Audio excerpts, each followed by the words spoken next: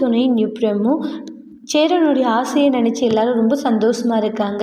இங்கே பஸ் ஸ்டாண்டில் வந்து வழக்கம் போல் அந்த பொண்ணுக்கிட்ட பேசிகிட்டு இருப்பாங்க நம்மளுடைய சோழன். அதை பார்க்க பார்க்க நிலாவுக்கு அந்த அளவுக்கு கோவம் வருது. அதுக்கப்புறம் நம்ம ஆள் கோவப்படுறான் அப்படின்ற மாதிரி நினைப்பாங்க. அப்புறமா பேசிட்டு அந்த பொண்ணும் பார்த்திங்கன்னா பஸ் ஏறிட்டோம். சரி நானும் கிளம்புறேன் அப்படின்ற மாதிரி சோழன் போகிறாங்க. அதுக்கப்புறம் நிலா வீட்டில் வந்து அதை பற்றி யோசிச்சுட்டு பயங்கர டென்ஷன் ஆகுறாங்க. சோழன் உண்மையிலே வந்து அந்த பொண்ணை விரும்புகிறாரா, என்ன நடக்குதுங்க அப்படின்ற மாதிரி தான் யோசிக்கிறாங்க. பல்லவன்கிட்ட அப்படி இப்படின்னு கேட்டு பார்க்குறாங்க. தெரியல, நீ அண்ணன் பேசுறதை பார்த்தா அப்படி தான் இருக்கு போல் அப்படின்ற மாதிரி நினைக்கவும் உடனே கோவப்பட்டுக்கிட்டு இருக்காங்க.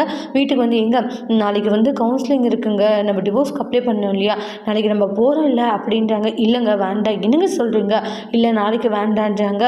வேற பேச்சு பார்த்துக்கலாம், எனக்கு இன்னைக்கு கொஞ்சம் உடம்பு முடியாத மாதிரி இருக்குது, அதனால் இப்போ வேண்டான்னிடுவாங்க. அப்படியே வந்து நம்ம சோழனுக்கு பயங்கரமான ஒரு சந்தோஷமாயிடுது.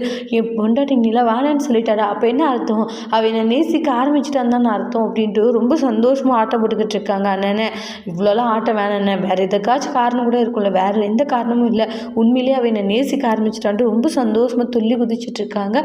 அதோட இந்த ப்ரெமோவை முடிச்சிருக்காங்க. தேங்க்யூ.